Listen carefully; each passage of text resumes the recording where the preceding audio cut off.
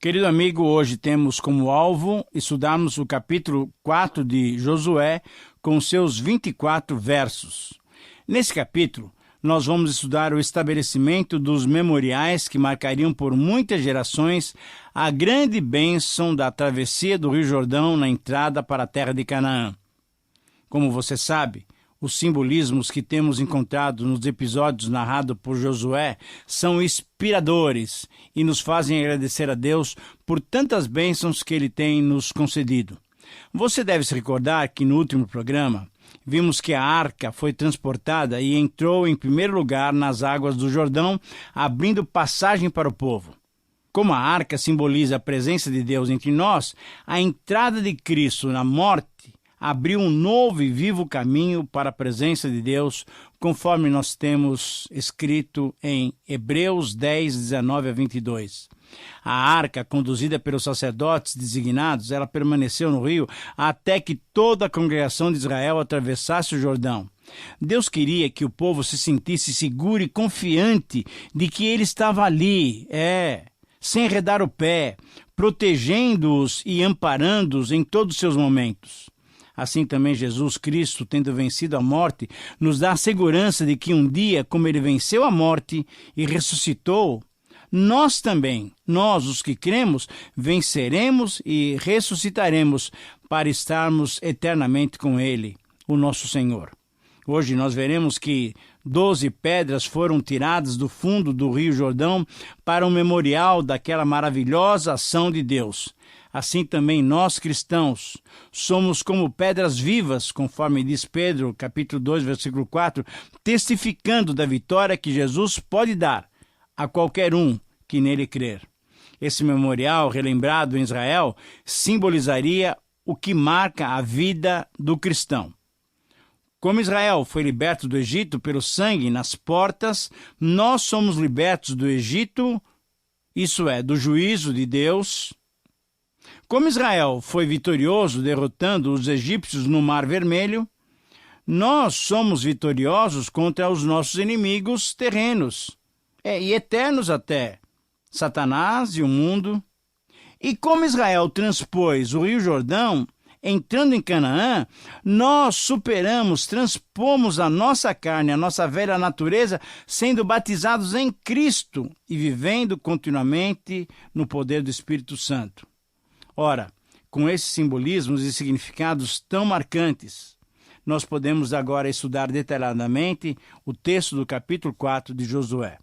Para esse capítulo, eu estou sugerindo como título o estabelecimento dos memoriais, o testemunho da fé. Eu repito, o estabelecimento dos memoriais, o testemunho da fé. Quando nos detemos no conteúdo desse capítulo, depois de resumi-lo, podemos sintetizá-lo com a seguinte expressão: é compromisso de todo o que crê estabelecer para todos um memorial de fé nas obras de Deus. Perceba bem esse resumo do capítulo 4. É compromisso de todo o que crê estabelecer para todos um memorial de fé nas obras de Deus. E ao detalharmos esse texto, nós vamos encontrar 7 ações que devemos ter no estabelecimento desse memorial de fé. Em primeiro lugar, devemos atentar para a ordem de Deus, versículos 1 a 3. Tendo, pois, todo o povo passado o Jordão, falou o Senhor a Josué, dizendo: tomai do povo 12 homens, um de cada tribo, e ordenai-lhes, dizendo: daqui do meio do Jordão, do lugar onde parados pousaram os sacerdotes, os pés, tomai 12 pedras, e levai-as convosco, e depositai-as no alojamento em que haveis de passar essa noite. Muito bem. Qual é o significado desse texto? Esse relato é uma continuação da narrativa que vimos no capítulo 3, onde o povo de Israel estava atravessando o Jordão. Os 12 homens escolhidos, um de cada tribo, deveriam apanhar uma pedra do leito seco já do Jordão para posteriormente levá-las para as margens, pois elas seriam usadas no memorial de fé. A ordem divina era bem objetiva e Josué prontamente a atendeu. Josué passou a mesma ordem para esses 12 homens que também rapidamente a obedeceram. Ora, tudo isso, querido amigo, Através desse relato, percebemos então que somos desafiados a obedecer integralmente e rapidamente à voz do Senhor, desde as grandes ordens até aquelas que reputamos pequenas e fáceis de cumprir. O que Deus espera de nós é que o obedeçamos em todos os detalhes, conforme o seu querer. Busque então no Senhor, no próprio Senhor, a capacitação para obedecê-lo. Em segundo lugar, uma outra ação que devemos realizar é que devemos convocar a todos para participarem da elevação do memorial de fé em Deus, conforme os versículos 4 e 5. Nesses versos, nós vamos ver a importância da participação dos representantes do conjunto do povo como símbolo da unidade que deveria haver entre todas as tribos de Israel. O texto diz assim: chamou, pois, Josué os 12 homens que escolhera dos filhos de Israel, um de cada tribo, e disse-lhes: passai adiante da arca do Senhor vosso Deus, no meio do Jordão, e cada um levante sobre o seu ombro uma pedra, segundo o número das tribos dos filhos de Israel. Muito bem, façamos 3 observações.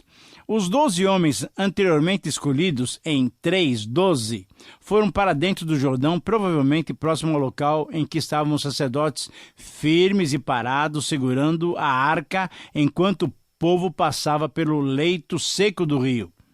Tem-se discutido se o milagre do represamento do Jordão foi algo sobrenatural ou foi algo normal. Mesmo pensando que Deus usasse os meios naturais, como um terremoto que fizesse desmoronar as margens do rio, impedindo as águas de continuarem o seu curso, o fato disso ter ocorrido exatamente no momento preparado para a travessia não deixa de nos revelar, de confirmar o controle soberano de Deus sobre todas as nossas circunstâncias. Entretanto, eu mesmo tenho convicção de que houve uma manifestação sobrenatural, um milagre espetacular, pois os próprios afluentes do Jordão abaixo de Adã também pararam de desembocar suas águas no rio. Deus é o Criador e o controlador de todas as coisas, da natureza e também do sobrenatural, do humanamente inexplicável. Querido amigo, Deus é onipotente e é soberano. Ora, diante disso, então, era importante que cada tribo tivesse o seu representante apanhando uma grande pedra no Jordão para que, por muitas gerações, todos e cada um tivessem conhecimento da obra poderosa de Deus em favor do seu povo. Podemos perceber como é importante a nossa participação com os irmãos, formando então uma unidade.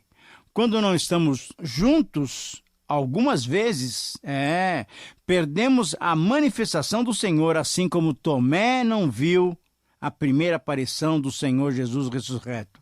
A participação de todos em favor da unidade é essencial. Em terceiro lugar, uma outra ação, devemos esclarecer o objetivo do memorial da fé. Versículos 6 e 7 nos diz as seguintes palavras: para que isso seja por sinal entre vós, e quando os vossos filhos no futuro perguntarem dizendo: que significam essas pedras? Então lhes direis que as águas do Jordão foram cortadas diante da arca da aliança do Senhor, em passando ela, foram as águas do Jordão cortadas. Essas pedras serão para sempre por memorial para os filhos de Israel. Podemos fazer 3 observações nesse texto. É possível, em primeiro lugar, constatarmos a preocupação de Deus com as gerações futuras. Certamente, quem estava contemplando aquelas ações especiais de Deus nunca mais as esqueceria. Mas era importante que os futuros israelitas soubessem da grandiosidade do seu Deus. Segunda observação, conseguimos perceber a necessidade de erguer-se esse memorial, pois normalmente os monumentos de pedra, eles duravam muito mais do que o próprio povo que o erguera. E assim esse memorial, esse monumento, manteria viva por muito tempo, por muitas gerações, a lembrança das grandes obras do Senhor. Terceira observação, aquelas pedras amontoadas relembrariam as águas do Jordão, também amontoadas, demonstrando para muitas gerações a fidelidade de Deus nas primeiras conquistas de Israel em Canaã. Querido amigo, a ceia cristã é um memorial que repetimos sempre para lembrar da nova vida que temos pelo precioso sangue de Jesus Cristo.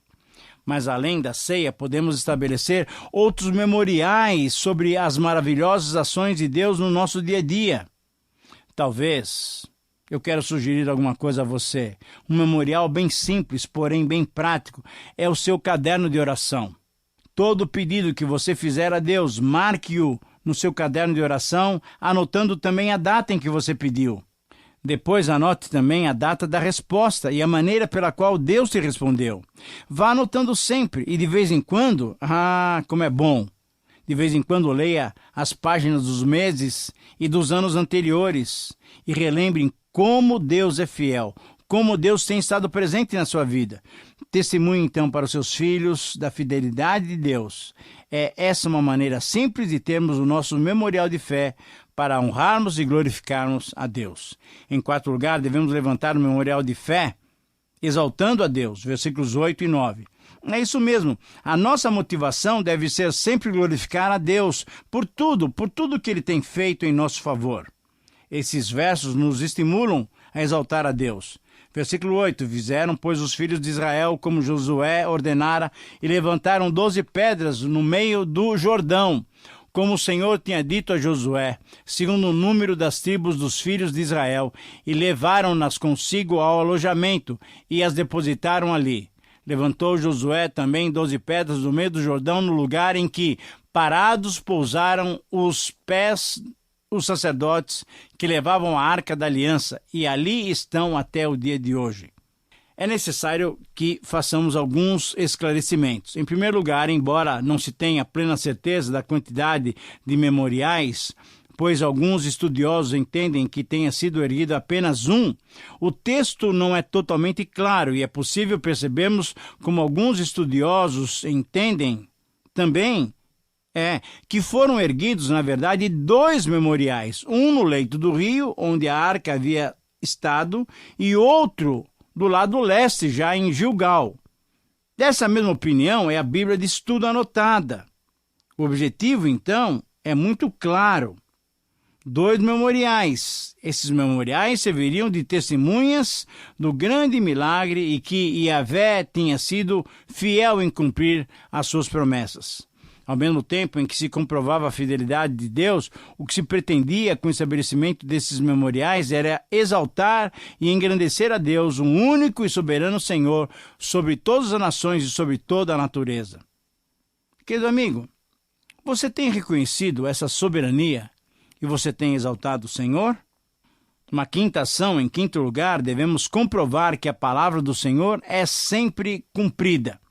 Versículo 10 diz assim, porque os sacerdotes que levavam a arca haviam parado no meio do Jordão em pé, até que se cumpriu tudo quanto o Senhor, por intermédio de Moisés, ordenara a Josué falasse ao povo. E o povo se apressou e passou. Tendo passado todo o povo, então passou a arca do Senhor e os sacerdotes à vista de todo o povo.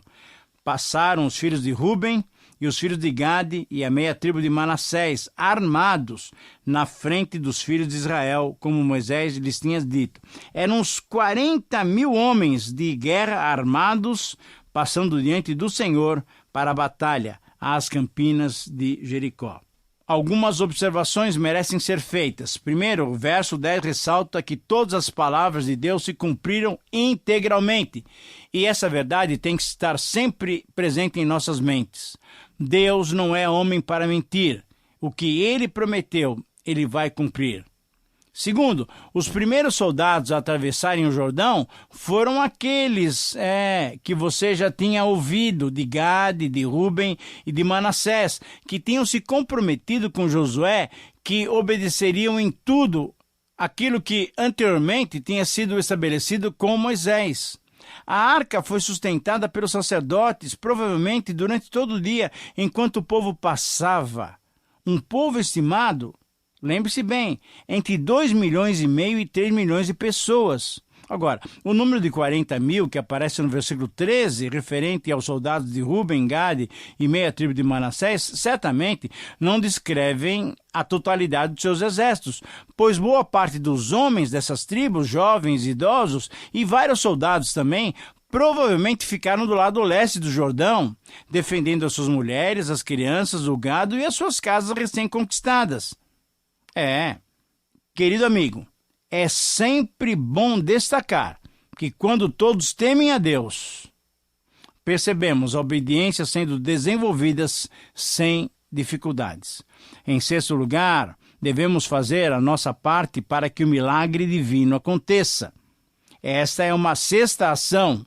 Fazer a nossa parte, para que o Senhor possa operar poderosamente. Naquele dia o Senhor engrandeceu a Josué na presença de todo Israel, e respeitaram-no todos os dias da sua vida.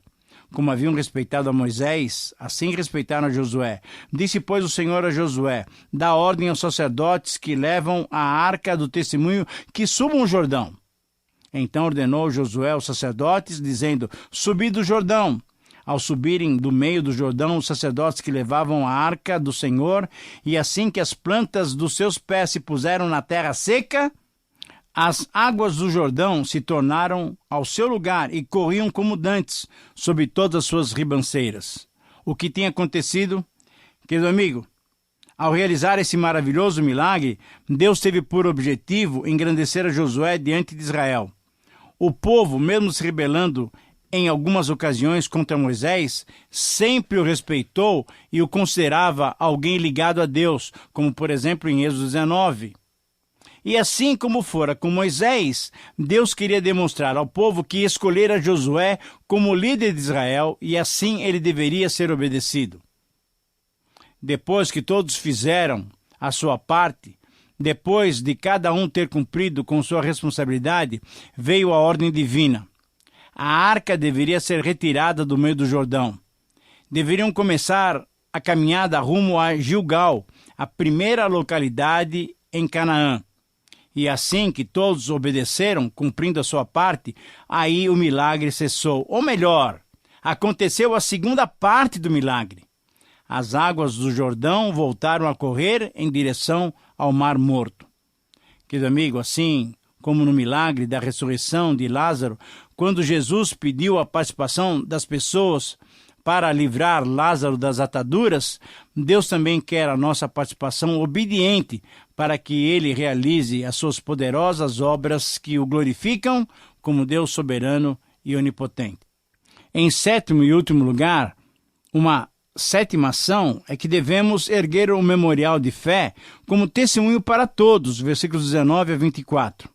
Finalizando então a análise desse capítulo, nós vamos ler esses versos que dizem assim: subiu, pois, do Jordão o povo no dia 10 do primeiro mês e acamparam-se em Gilgal, do lado oriental de Jericó. As 12 pedras que tiraram do Jordão, levantou-as Josué em coluna em Gilgal, e disse aos filhos de Israel: quando no futuro os vossos filhos perguntarem a seus pais, dizendo: que significam essas pedras? Fareis saber aos vossos filhos, dizendo: Israel passou a seco por esse Jordão. Porque o Senhor vosso Deus fez secar as águas do Jordão diante de vós, até que passasseis, como o Senhor vosso Deus fez ao Mar Vermelho, ao qual secou perante nós até que passamos. Para que todos os povos da terra conheçam que a mão do Senhor é forte, a fim de que temais ao Senhor vosso Deus todos os dias. Muito bem, façamos agora as nossas últimas observações. O que vemos aqui é possivelmente o levantamento do segundo memorial. Josué novamente explicou o significado de terem erguido aquele memorial. Serviria para o testemunho para as futuras gerações. Para que soubessem que como Deus tinha feito com a primeira geração, em relação ao Mar Vermelho, também com essa segunda geração, Deus os fizera transpor o obstáculo do Rio Jordão a seco. E finalmente Josué, no verso 24, expôs uma outra razão para que o memorial fosse erguido. Para que todos os povos da terra conheçam que a mão do Senhor é forte. Sim, querido amigo, assim como Deus tinha se manifestado poderosa e publicamente a Israel, e todos os povos das redondezas ouviram como Deus favorecia Israel na sua caminhada para Canaã, também ouviriam e testemunhariam pelo memorial erguido da continuidade das ações poderosas de Deus todos os outros povos da terra. Deus estava agindo em favor do seu povo escolhido. Querido amigo, Se os povos e as nações de Canaã já tinham desmaiado diante das notícias de 40 anos passados, imagine agora a reação deles ouvindo que Deus ainda continuava atuando em favor dos seus filhos e tendo a possibilidade de ver o acampamento de aproximadamente 3 milhões de pessoas se espalhando pela terra ao seu redor. Qual teria sido a sua reação? Certamente de pavor, de temor, de tentar de alguma maneira se defender de um ataque cada vez mais iminente. Querido amigo, quando Deus age com o seu grande poder, temos que entender que só nos resta apelar para a sua graça e misericórdia, para que o seu agir não nos atinja segundo a nossa pecaminosidade. Peçamos então a graça e a misericórdia de Deus sobre as nossas vidas. Nós veremos no próximo capítulo como se seguiu essa bonita história. Por enquanto, nós aprendemos que podemos confiar completamente no poder de Deus que age em favor do seu povo. Muito bem, chegamos ao final de mais um tempo de estudos da Palavra de Deus. Foram muitas lições, muitos desafios. Eu agradeço a Deus por sua capacitação em nos iluminar para entendermos esse texto tão importante e eu agradeço também a você pela sua companhia. Que Deus possa nos ajudar a praticar cada lição ou desafio que vimos nesse texto. Que Deus te abençoe. Um grande abraço.